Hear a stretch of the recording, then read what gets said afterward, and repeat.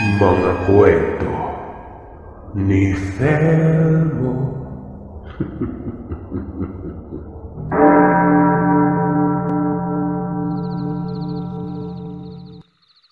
Ako si Jiro.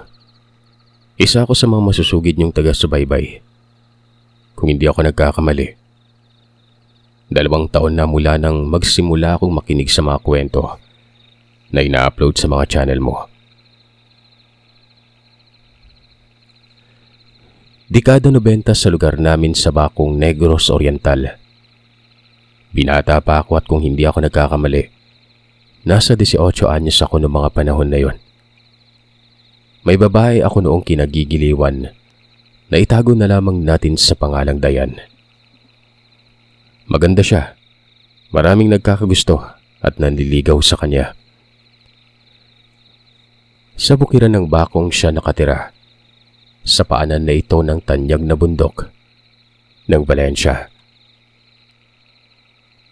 Nakilala ko si Dayan dahil sa kaibigan ko lamang na si Loria. Lagi kasi itong pumupuslit sa bahay nila noon. Ako, dahil sa malapit kami ni Laura, syempre, ipinakilala niya ito sa akin. Unang tingin ko pa lamang para bang ayaw ko nang lubayan ito. Nakakaakit, mahaba ang buhok, maliit ang mukha at napakaganda ng ilong at mata. Isabay pa dyan ang alindog ng katawan na nakakapangilabot. May boses pa ito na animoy hindi makabasag pinggan sa hinhin at tunog malambing. Kung makitungo ito, kahit unang beses pa lamang kaming nakita, para bang sobrang lapit na namin sa isa't isa. Nagtatanong ako sa kaibigan kong si Laura kung may kasintahan na ba itong babaeng ito. Ayon naman kay Laura ay wala pa umano. Ni isa sa mga nanligaw umano ay wala pa itong nagugustuhan. Itong si Laura, Sir Seth, ay may pagkalalaki. Parang tibu-tibo. At itong taglay niyang pagkatao ay siya namang nagpahanga sa akin. Para kaming tropa. Ako na lamang yung nahihiya dito kasi nga hindi nagsusot ng kung ano-ano na pambabae. Wala siyang mali siya na parang bruskong lalaking samantalang kung titingnan mo ito, may angking ganda sana at balingkinita ng katawan. Hindi yung tipong kamote na mahiya ka ba namang ginawang suman. Kababata ko rin itong si Laura. Dahil pa nga sa palaging kasama ko itong tibu na to, ako naman yung napagkakamalang binabae. Isang araw, pinuntahan ako ni Laura. Sabi nito ay may pupuntahan daw kami. Iniimbitihan din kasi ako sa isang piyesta at ang tinutukoy nito ay kila Dayan. Makikipiesta umano kami doon sa kanila. Siyempre tuwang-tuwa ako noon, pero hindi ako nagpapahalata kay Laura. Nung makarating, may sinabi sa akin ng kaibigan ko. Ang pinunta daw namin sa lugar na yon ay hindi talaga piyesta. Plano umanong ligawan ni Laura itong si Dayan. Napamura ako, Sir Seth. Ano to, lokohan?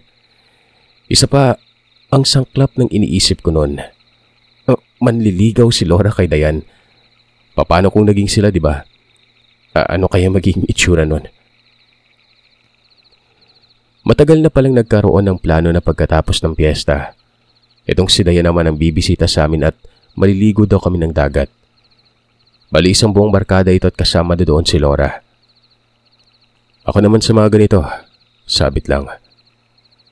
Bali, nakikisakay lamang ako noon kay Laura.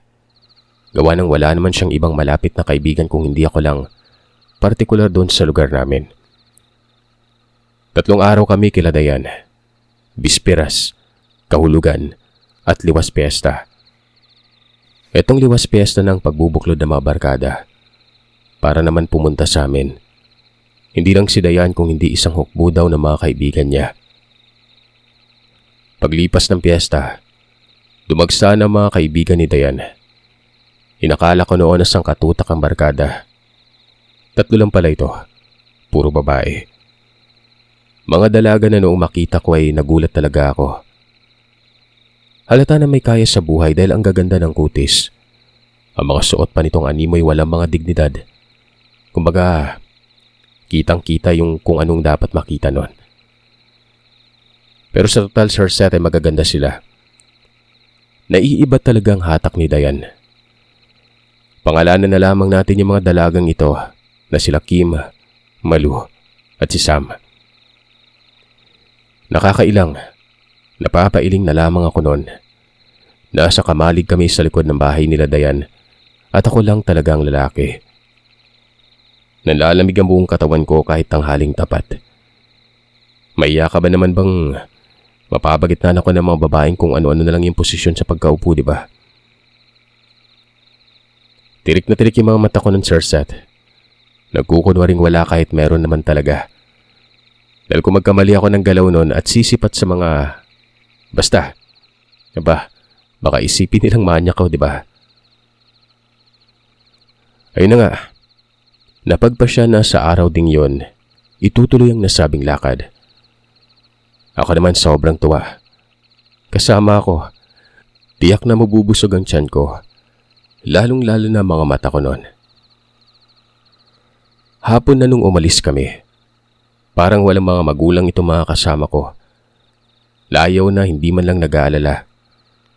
Yung sa bagay, malalaki naman na talagang may sarili-sarili ng desisyon sa buhay. Pero ako noon talagang nagpapaalam ako lalo at sobrang strikto ng tatay ko.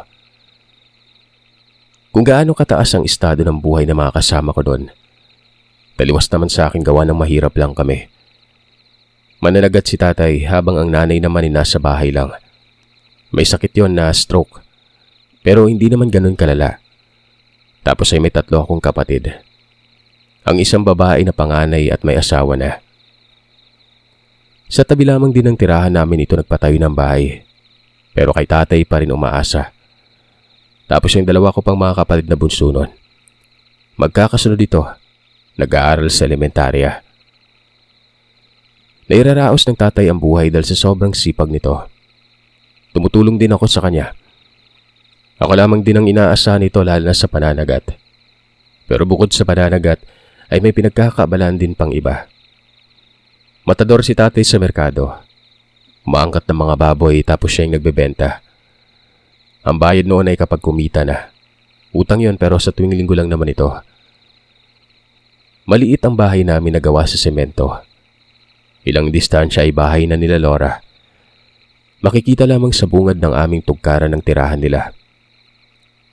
Sa kabuuan, nasa tabing dagat ang lugar na yon. Nalaman kong magbabakasyon ng 3 araw din ang mga kaibigan ni Laura. Alinsunod sa pagbabakasyon namin ng 3 araw sa kasagsagan ng piyesta. Naging utusan ako noon. Ako nang pinapabili ng mga makakain nila.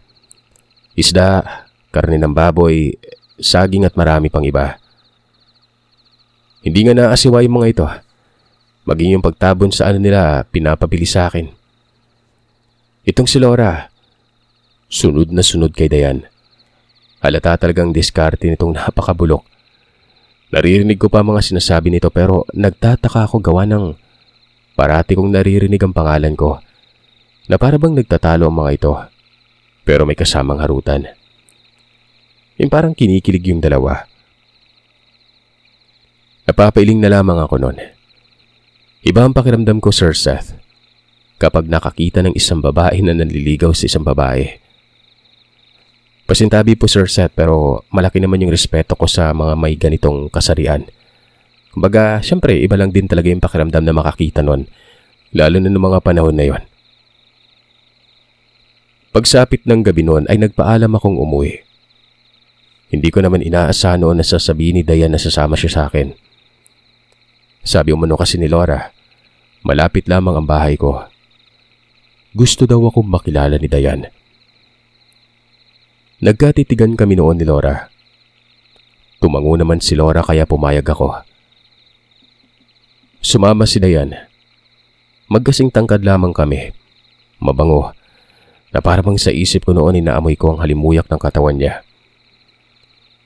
Mahinhin si Dayan pero may pagkapalabiro ito. Nang makarating kami sa bahay, lahat ng miyembro ng pamilya ko ay nakatingin kay Dayan. Kitang-kita sa mukha nila yung parabang sobrang namangha sila. Lumapit sa akin ang kapatid kong lalaki na si Eric. Ikatatlo at sumunod sa akin. Tinanong kung yun na ba daw ang nobya ko. Mabilis akong umiling at sinabing hindi. Sabi ko, kaibigan doon ni Laura na gustong mamasyal.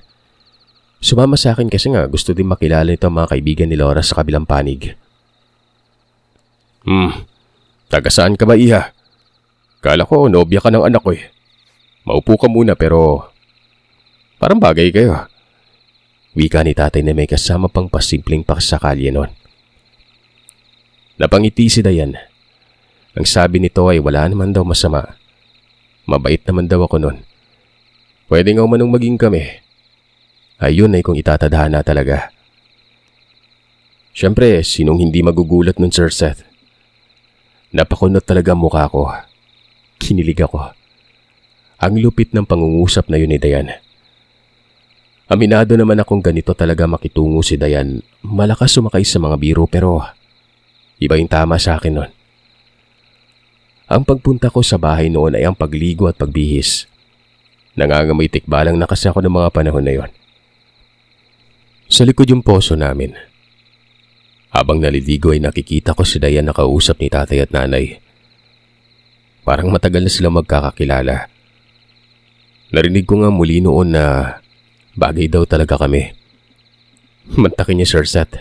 Ang kapal ng mukha ng tatay Jojo ko nun.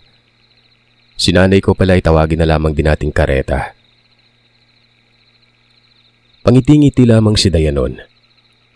Nung nakabihis na ako ay kaagad kong tinawag si Dayan na ihatid ko na siya. Pero ang sabi niya sa akin ay gusto niya pa umanong mamasyal. Ipasyal ko daw siya, Sir Seth. Naisip ko noon na baka hinahanap na siya ni Laura. Gabi na kasi yun at alam kong inaantay talaga siya nito. Doon, Sir Seth, ay sinabi sa akin ni Dayan na alam niyang nanliligaw sa kanya si Laura. Huwag ko lang daw itong ipagsabi dahil hindi niya daw gusto magkaroon ng karelasyon sa kapwa nito babae. Matagal na umano siyang naghahanap na makakapareha. Tapos na kasi sa pag-aaral si Dayan, Sir Seth. Matanda ito sa akin ng 3 taon. Bakit hindi mo na lang sabihin sa kanya, Dayan? Tsaka balita ko may mga nanliligaw daw sa'yo ah. Kung naghanap ka ng kapareha, dapat may sinagot ka alinman lang dun. Napatitig ito sa malayo tapos umupo sa tabi ng dalampasigan.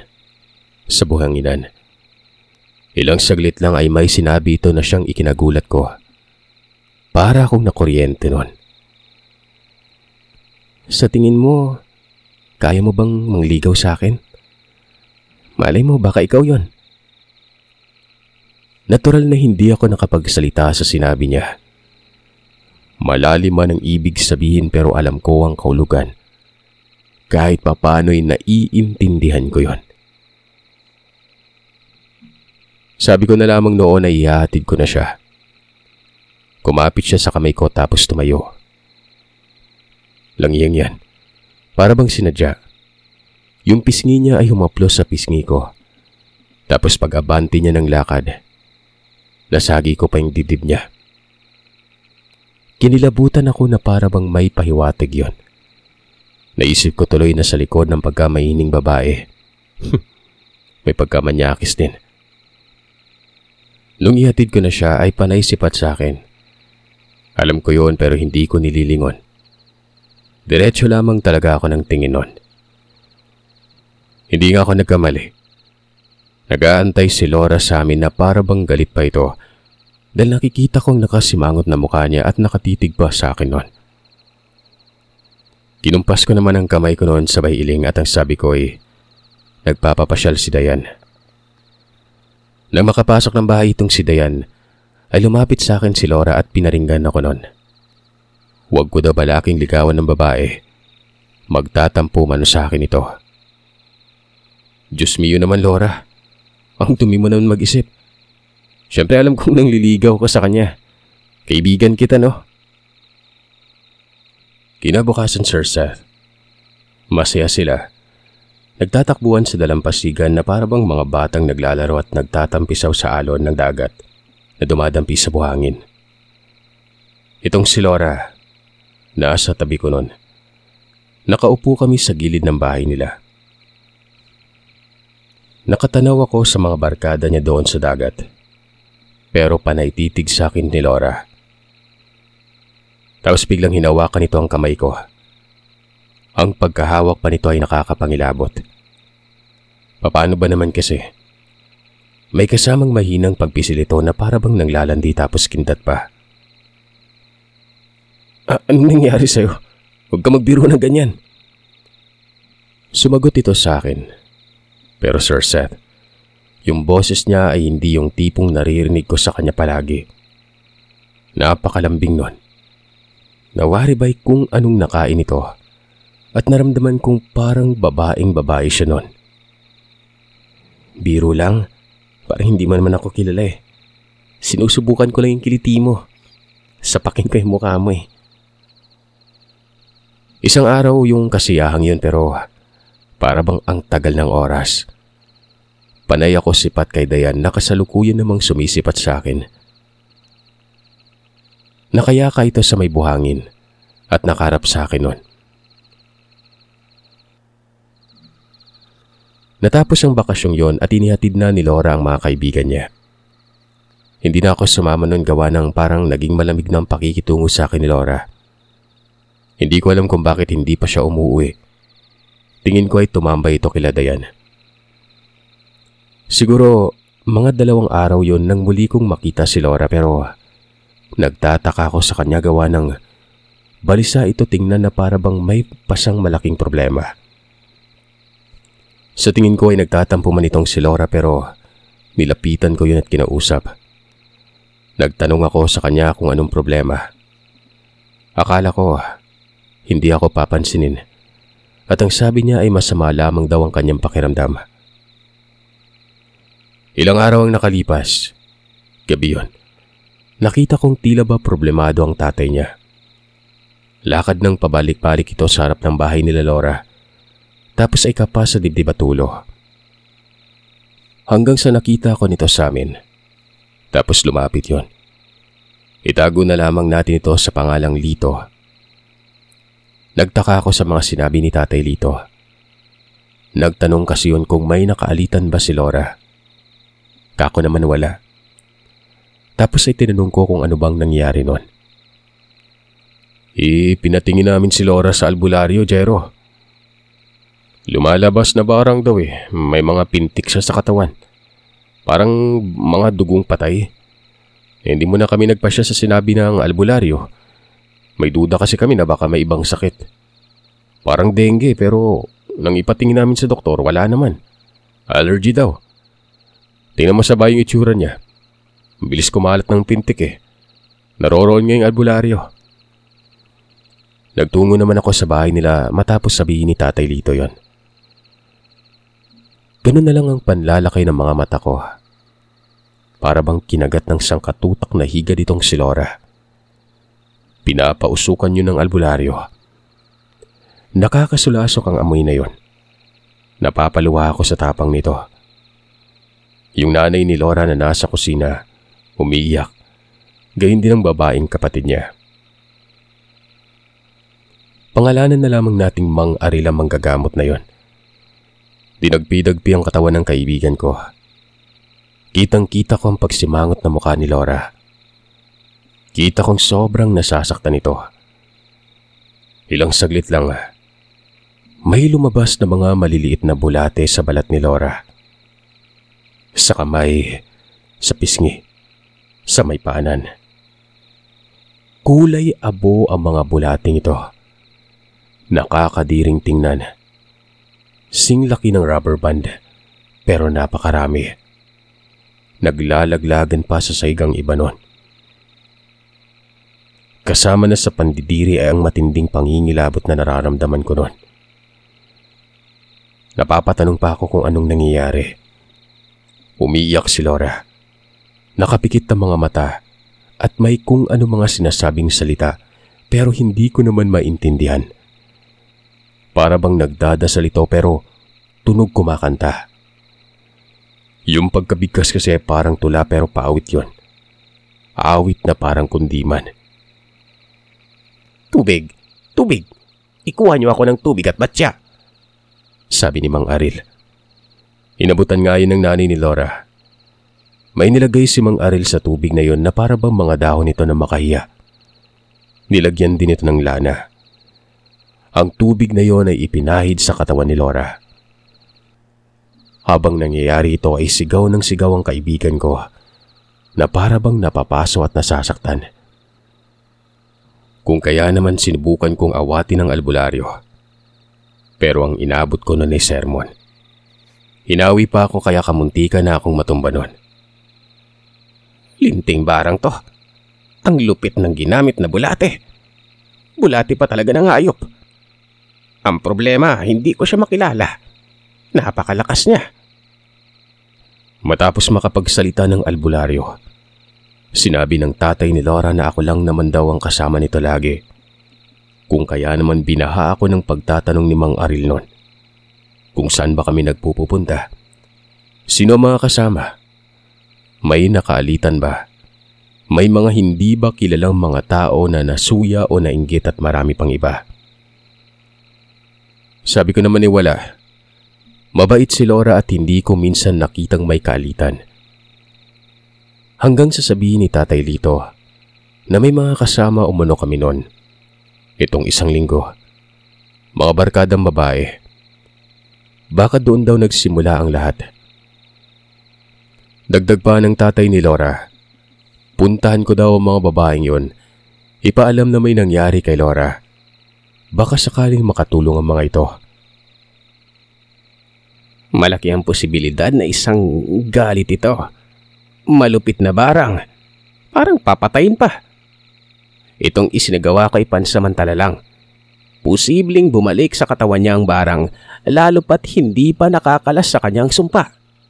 Maliban na lang kung matutukoy natin kung sino ang salarin. Habang nakikinig ako nun, mariin kong pinagdugtong-duktong sitwasyon. Nanliligaw itong si Laura sa kapwa babaeng si Dayan. Hindi naman pwedeng si Dayan ang may galit nun. Hanggang sa naalala kong sinabi ni Mang Aril, suya o inggit umano. At dito ay para bang napag-isip-isip ko yon. Baka karibal ni Laura ang nagpabarang sa kanya gawa ng may nanliligaw din dito kay Dayan na iba. Aminado ako na maging ako man ay may gusto kay Dayan pero hanggang dun lang eh. Iniisip ko lang talaga noon ay si Laura. Nagpaalam ako noon na aalis at pupuntahan ko ang mga kaibigan ni Dayan sa bukiran ng lugar namin. Natitiyak kong may maibibigay na impormasyon ng mga ito. Lalong-lalo na si Dayan. Nang gabing yun ay wala akong inaksayang oras. Binagtas ko lang. Wala naman kasi ako noong pera para pamasahe. Hindi din ako nanghingi ng pabor sa mga magulang ni Laura. Nahihiya na ako nun. Sa natatandaan ko, Sir Seth, ay malapit ng magating gabi nang makarating ako. Lahat ng mga tao doon tulog na. Yung bahay nila Dayan, malaki yun. May garahe sa may harapan. May ilaw naman pero nagdadalawang isip ako nung bumati. Ang ginawa ko ay nagtungo ako sa bandang likuran. Naroroon bandang silid ni Dayan. Plano ko lamang noon na tawagin siya doon sa may bintana. Pero nagtaka ako gawa ng parang gising pa si Dayan noon. Patay ang ilaw pero may tanglaw sa silid tulugan niya. Jealousy yun pero alam kong galing sa kandila ang ilaw. Lumapit ako at kinatok ang bintana. Kasabay nito ang mahinang pagtawag ko sa pangalan ni Dayan at nagpakilala ko. Narinig kong kumagaskas sa loob. Namatay ang ilaw ng kandila at ang pumalit dito ay ilaw na mismo sa silid tulugan. Kasunod noon ay ang pagtugon ni Dayan at tinanong kung ako daw ba yon. Nang marinig ko ito ay kaagad naman akong sumagot at muling nagpakilala. Binuksan niya ang bintana. Nakita kong pawis sa mukha niya. Naglalaro sa isip ko kung anong pinaggagawa nito sa ganong oras. May madumi at may kakaibang pagdududa ako. Yung madumi, alam mo na, kung anong kalaswaan. At yung kakaibang pagdududa, baka nagdodroga ito. Nagtungo si Dayan sa likod at pinagbuksan ako ron. Nagtanong siya kung anong pinunta ko sa lugar.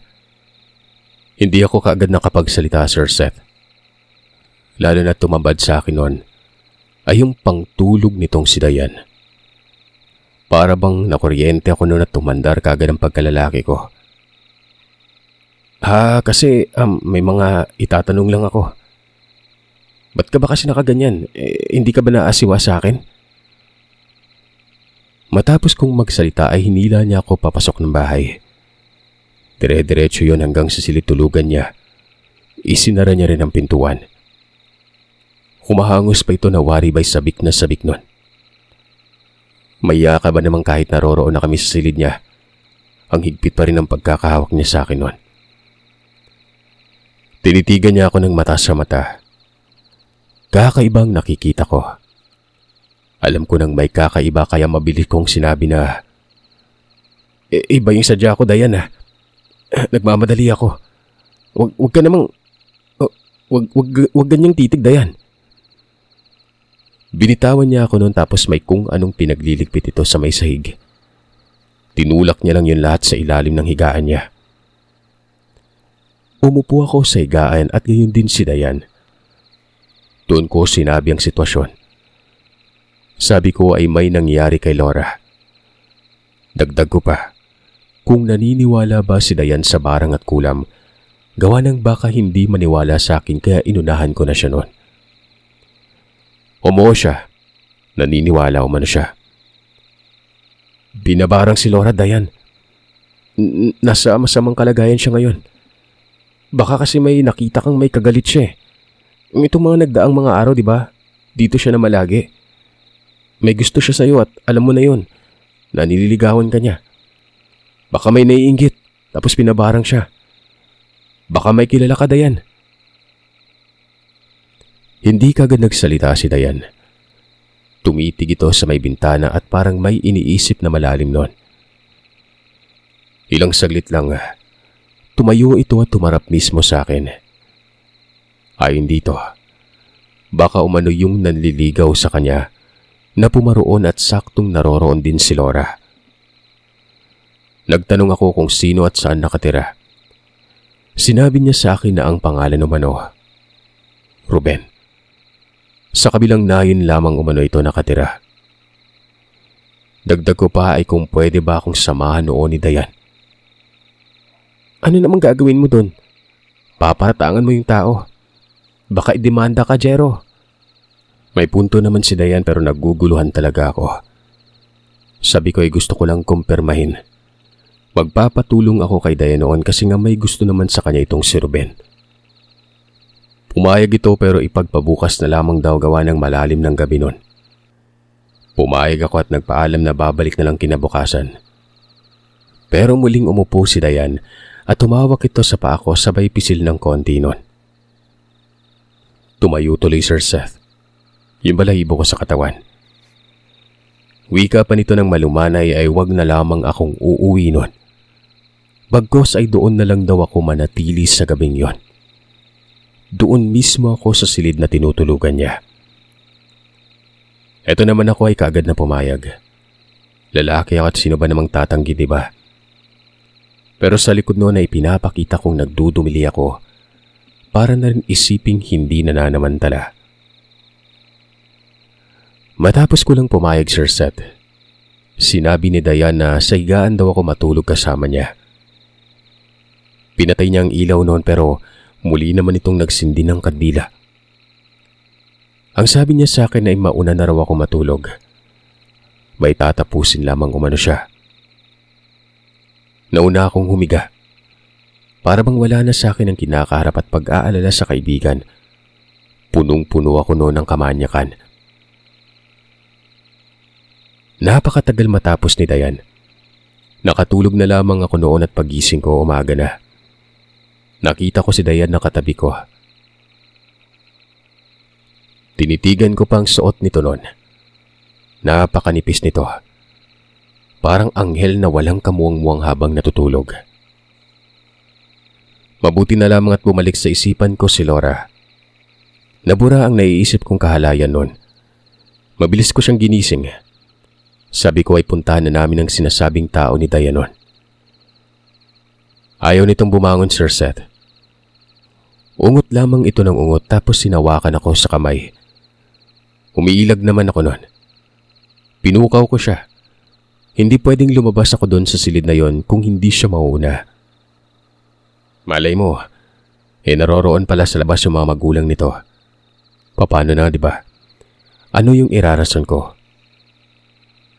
Hanggang sa bumangon siya noon at dire-diretso sa paglabas na parang wala lang. Pagsilip ko sa sala ay madilim doon. Parang walang tao maliban na lamang sa aming dalawa.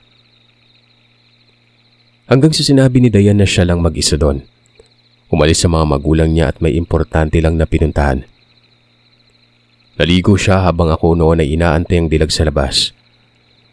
Tila ba nang aakit na Sir Seth?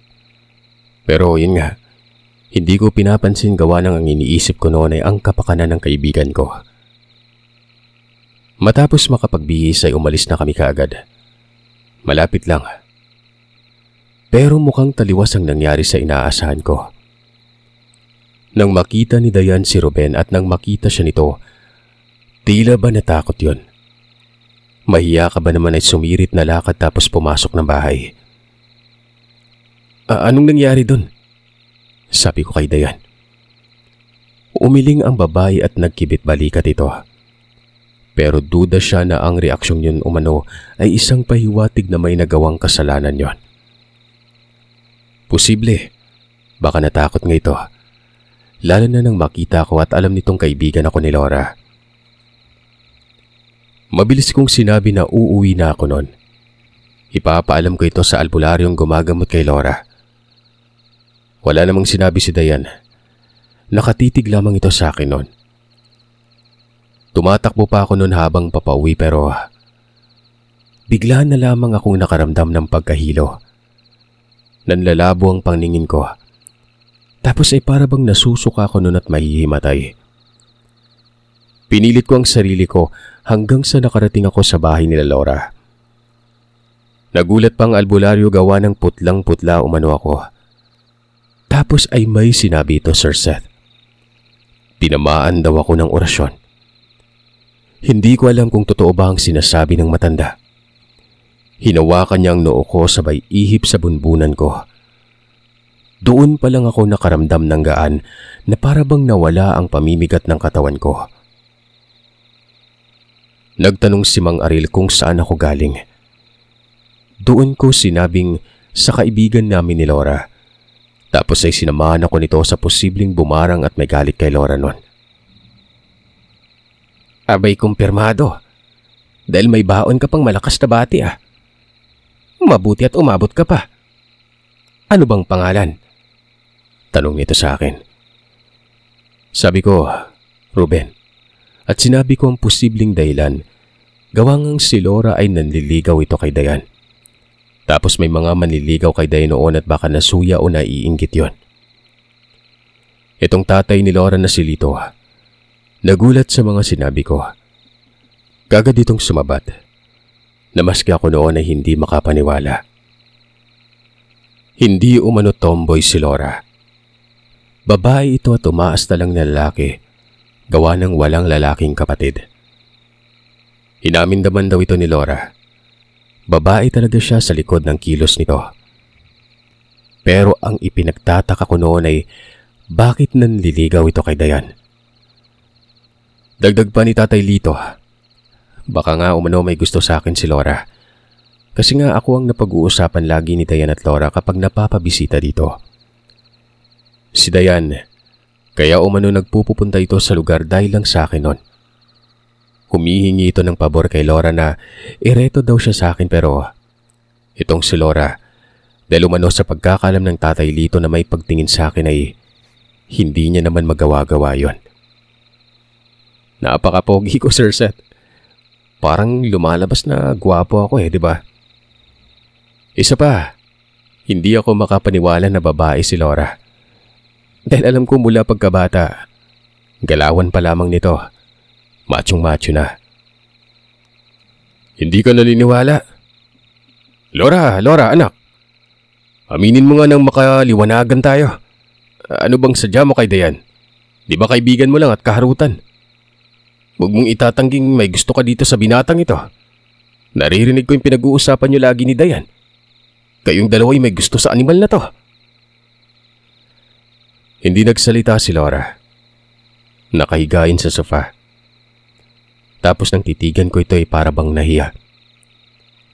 Gulong-gulo tuloy ang isip ko noon basta mabilis kong inalala kaagad ang bawat sitwasyon na magkasama kami ni Laura. May pagsulyap nga ito na kasamang pagngiti pero nag-aas na namang lalaki pagkatapos nun. Hanggang sa binasag ni Mang Aril ang tensyong yon. Ang sabi nito ay baka napagkakamalang lalaki itong si Laura at may naiinggit kaya binarang. Yun lamang ang dapat naming bigyan ng pansin at huwag na yung kung anong nararamdaman umano. Nagpapasama sa akin ng matanda. Kailangan niya makita umano ang sinasabi kong si Ruben. Tumango naman ako noon. Para bang may nagbago sa pananaw ko, Sir Seth. Sa simpleng paliwanag lamang ni Tatay Lito. Kung totoo man, lalo na kapag tinititigan ko si Laura, na tila ba nahihiya sa akin nun. Hindi ko rin maintindihan kung bakit nagsisitayuan ang mga balahibo ko nun. Gawa ng sino bang mag-aakala, diba? Gusto kong kumpirmahin kaya ang ginawa ko noon, tinabihan ko itong si Laura. Pero tinabunan niya ang kumot ang mukha niya. Isa lang ang ibig sabihin. Totoo talagang sinasabi ng tatay nito. Malay niyo, diba? Kinakalabit ko pang hinayupak. Tapos sinasabihan kong hindi kami talo pero hindi naman nagsasalita nun. Para bang maiiyak pa ito habang nakatalukbong ng kumot. Sa araw na yun ay wala akong pahinga. Kumain lamang ng agahan sa bahay nila Laura. Pagkatapos noon ay alis at balik na naman sa lugar nila Dayan. Pero sumakay na kami ng habal, kaya naging madali lang ang pagbalik na yon. Dumiretso na sa kung saan ito ang bahay nila Ruben. Tanghali na sa pagkakataong yon. Natigil sa pagpapananghalian ng mga tao sa bahay nang bumati si Mang Aril. Kagad na nagtanong kung nasaan na si Ruben pero ayon sa padre de pamilya, umalis sumano ito at baka mamayang gabi ba ang balik nun. Nagtanong naman yon kung anong sadya namin. Doon ay prangkang sinabi ni Mang Aril na siya namang ikinagulat ng mga magulang ni Ruben. Maging ang sa tingin kong kapatid nito, nagulat din. Kagad pinabulaanan ng mga ito na kayang gawin yun ni Ruben dahil hindi daw sila lahing mambabarang o kung ano pang may kinalaman sa pagdadaot. Sumabat ako. Nakako ang nakapagsabi sa akin ay si Dayan kasi nga naging karibal umano ni Laura itong si Ruben na nanliligaw din kay Dayan nun. Nagkatitigan ng mag-asawa. Kitang-kita ko na nagtataka mga ito. Paanong naging karibal? Oo, nanligaw nga ang anak ko doon kay Dayan pero hindi niya tinuloy. Hindi ko alam ang dahilan basta parang takot ang anak ko sa babae. Linawin niyo nga muna yung mga pinagsasasabi niyo. Pwede naman kayong pumasok sa bahay kung gusto niyo eh. Wika ng ama ni Ruben nun. Walang kibong pumasok si Mang Aril noon pero pinaringgan siya ng padre de pamilya. Huwag lang umanong magkakamaling gumawa ng hindi nila magugustuhan. Magkakadimandahan talaga umano. Ilang saglit noon ay lumabas si Mang Aril. Ayon pa dito ay walang presensyang masama sa bahay na yon. Totoo at hindi nga mambabarang ang pamilya. Humingi ng pasensyang matanda. Sabay alis kagad na parang walang nangyari. Siguro, sa galit ng ama ni Ruben ay binantaan pa kami na kapag bumalik umano, babarilin kami nun. Diyos mio, Jero. Sabi mo ito na. Napahiya tuloy tayo. Tsaka dito ka galing, di ba? Kaya nga tinamaan ka ng bati eh.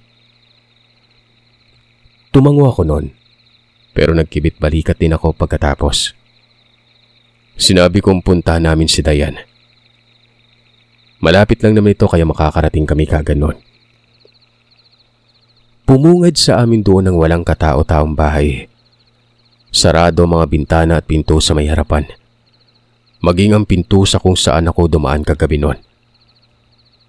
Si Mang Aril sa mga puntong yon ay nakasimangot ang muka. May nararamdaman daw siyang kakaiba sa lugar. At kung hindi siya nagkakamali, doon umano galing ang barang na yon. Nagulat ako na naguguluhan. Halos hindi ko na mapagtanto ang pangyayari na para bang lutang ako noon sa droga. Hindi ako nagsalita. Ang daming mga bagay na naglalaro sa isipan ko noon. Bakit ganon? Bakit ganito at paano nangyari? Naglibot si Mang Aril. Maya-maya pa ay tinawag niya ako at meron siyang tinurong direksyon, Sir Seth. Sa may bandang kakahuyan yon at ang sabi nito, puntahan daw namin yon. Sumunod naman ako noon kay Mang Aril. Hanggang sa bumungad doon sa loob ng kakahuyan, ang isang patay na aso. Pugot ang ulo nito, Sir Seth. Tapos bukas ang tiyan na waribay. Kinalaykay ang lamang loob. Nakapatong yun sa mga nakalatag na tabla at may bakas ng kandilang lusaw. Nagsisimula namang magdabog si Mang Aril. Mura ito ng mura at ang sabi, galing sa bulate ng aso ang ginamit sa barang. Bihira daw ang nakakagawa nito. Gawa ng malalim na karunungan lamang ay mga kayang gamitin ng barang sa hayop. Ang masaklap diyan, bulati ng aso ito na siyang napakadelikado sa katawan ng tao. Hindi ko maintindihan ang pinagsasasabi ni Mang Aril doon. Wala naman akong alam diyan sa mga bagay na yan. Ang alam ko lang ay masama ang barang at kulam. Tapos ay napakadelikado talaga nito. Hindi pa ako kumpirmado sa parating ni Mang Aril na doon mismo sa bahay na yun ang barang. Naiisip kong hindi naman siguro kayang gawin ni Dayan yon. Lalo pat alam ko namang parang inosenteng babae yon. Ang sabi pa ni Mang Aril, magbabantay daw kami sa lugar. Kung hindi siya nagkakamali, sa pagkakataong yon ay nasa sementeryo itong mambabarang. Nagkakarga umano ito doon tapos isasagawa na naman umano nito mamayang gabi ang pagpapadalaw ng barang. Pero syempre, lalapit yon sa asong patay bago pa gawin yon. Kumuha ng tangkay itong si Mang Aril, tapos ay kinalaykay ang bituka ng aso. Doon, Sir Seth, nakakita ako ng bulate na kapareha talaga sa lumabas sa katawan ni Laura. Ayon pa kay Mang Aril, kung ito muli ang gagamitin, babalik umano ang mambabarang sa gubat. Doon umano namin antayin yon dahil kukuha na naman ito ng bulate. Pero bago mangyari yon, magkakaroon muna umano ng ritual ang mambabarang na yon. Napatanong ako kung anong ritual at ang sabi ni Mang Aril ay isang uri ng seremonya. Basta kung babalik yon ay malalaman ko umano. Tanghaling tapat yon, naghintay kami sa gubat. Huhulihin niya sa akto ang mambabarang para madali lang mabasag ang koneksyon ng sumpa doon kay Laura. Napakatagal, Sir Seth. Nakakabagot. Kung ano-ano na lamang ang posisyon ko doon sa liblib na yon. Tayo, upo, lakad tapos sipat sa bahay nila Dayan. Pero sa mga puntong yon ay nag-uusap kami ni Mang Aril. At ang napag-uusapan na namin noon ay walang iba kung hindi si Dayan. Si Dayan umano ang may galit at malaki ang posibilidad na yun ang mambabarang. Napapaisip ako noon. Bakit? Parang hindi namang akma. Gawa ng alam ko namang malapit sila sa isa't isa ni Laura. Paulit-ulit kong tinitimbang ang sitwasyon pero hindi ko talaga mahanapan ng motibo noon. Kinagabihan, Kinakabahan na ako. Nakapuslit kami ilang distansya sa kung saan nakalagay yung aso. Nakatago lamang sa likod ng malaking puno ng kung ano. Hindi ko alam kung anong klaseng puno yun basta ang daming higad. Kating-kati ako nun. Mga bandang 8:00 yun. Nakita kong biglang nagliwanag sa parte kung saan naroroon ang aso. Tatayo sana ako para sipatin yon. Kaso hinila naman ako ni Mang Aril. Naririnig ko sa kanya na may binubulong siya sa baydura sa paligid. Para bang baliw ito na kumukumpas pang kamay. Matagal-tagal din ito bago pa ito magsalita. Ayon kay Mang Aril ay wag daw akong aalis sa pinagtataguan namin. Gawa ng mararamdaman umano ito ng mambabarang. Ganoon na lamang umano ang pagbibitaw niya ng orasyon hindi umano na tinatawag na pagtago nun. Kung gusto ko daw alamin kung anong meron, sisilip lamang pero wag na wag akong lalapit nun. Sinipat-sipat ko ang liwanag na yon. Siguro ay mga nasa 10 metro ang layo. Nakita ko doon si Dayan. Nanlaki ang mga mata ko. Kumpirmado na si Dayan nga. 4 na kandila yung nakatirik kaya may sapat na liwanag yon. Nakaluhod yon sa asong patay. Tapos ay bigla na lang naghubad ng damit. Lahat ay hinubad. Walang natirang tabon. Imbis na kilabutan ako sa takot ay parang iba yung nararamdaman kong kilabot nun.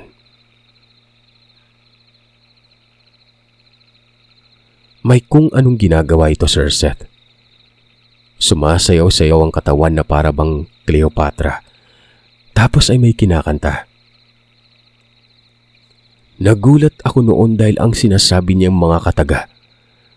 Katunog noong sinasangbit ni Laura nang kasalukuyan siyang ginagamot ni Mang Aril. Yung sinasabi ko kanina. Hanggang sa mahinang nagsalita ang matandang yon. Nakaupo lamang ito at hindi katulad kong nakasilip. Ayon sa kanya, sinasapian na raw si Laura sa mga sandaling yon. At ang saping ito ay presensya ng babaeng bumabarang. Ito na umano ang tinatawag na pagpapadalaw. Ginagamit umano nito ang pinakamalalim na karunungan. Literal na parang kulto umano si Dayanon. Masdan ko lang daw ang ginagawa. Kapag tumayo na ay tawagin ko lang si Mang Aril. Dahil doon na niya huhuliin ito. Kapag nasa kasagsagan ng pambabarang, huwag gagalawin. Dahil may mga bagay na nakabantay sa paligid na posibleng sumapi sa amin nun. Hindi ko alam, Sir Seth, na ganun pala kadilim ang anino ni Dayan sa kabila ng pagkakataong parang inosente. Hindi talaga natin maididikta ang pagkakakilala natin sa isang tao kapag wala tayong maiging pagmamatsyag nun. Ilang saglit nun, tumigil na sa kung anong ginagawa itong pagsayaw at pag-awit. Ang ginawa na nito, kinalaykay ang lamang loob noong aso tapos ay ipinahid sa katawan. Napapikit na lamang ako noon kasi mabaho yun eh. Mantakin yung ang bituka nito. Hinilamos niya sa mukha at sa buong katawan. Hanggang sa may dinadampot ito sa lamang loob. Tapos isinusubo. Kung hindi ako nagkakamali, bulati yon. Doon ko na napagtanto na totoong bulati nga ginagamit sa barang. Para saan yung pagsubo niya sa bibig, di ba? Nakasapi nga ang presensya niya kay Laura. Kaya yung mga bulating yon ay maaaring pumasok din sa katawan ng kaibigan ko. Ganon ka nakakapangilabot ang kapangyarihan ng kadiliman. Ang tagal nun. Basta mga 1 oras ata yun ng subo. Nang lilimahid na sa langis kung tingnan itong si Dayan. Halos pawis na yon at katas ng bituka. Naduwal ako katagalan. Pumigay ang sikmura ko noon pero tinakpan ko ang bibig ko.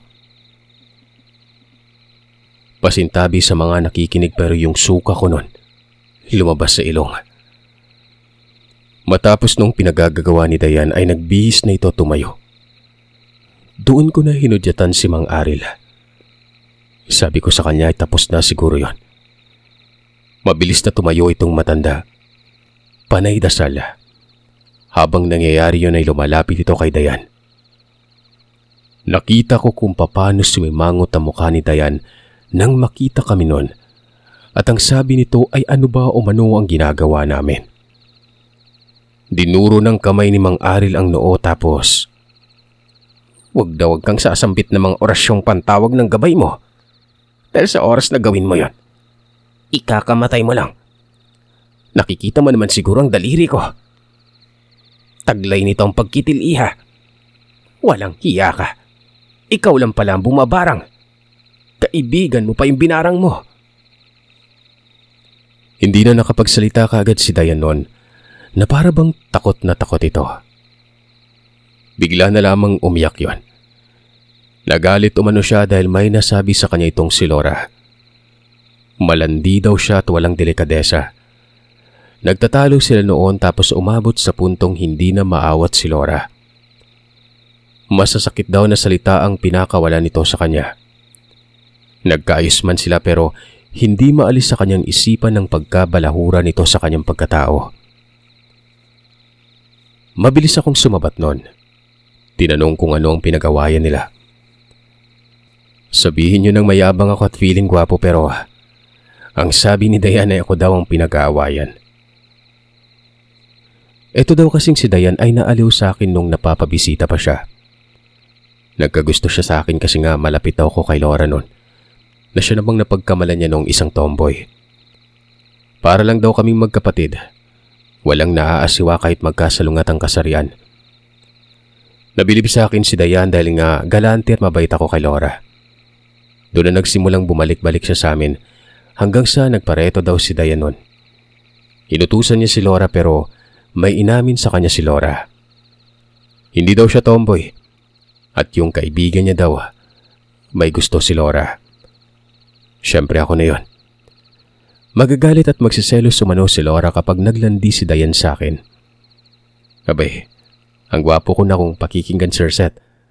Samantalang hindi naman talaga. Pero habang nagpapaliwanag noon si Dayan, binasag naman ito ni Mang Aril na bakit umano umabot sa punto na babarangin. Masama ang pagbarang at literal na ramdam niyang papatay niya si Laura noon. Nagiiyak si Dayan at humihingi ng patawad pero sinabi ni Mang Aril na papatawarin niya lamang ito kung tatanggalin ang koneksyon ng barang. Tapos isusuko ni Dayan ang mga kagamitan nito sa matanda para hindi na makapaminsala pa. Nagtanong din si Mang Aril kung saang lupalop natuto ng barang itong si Dayan.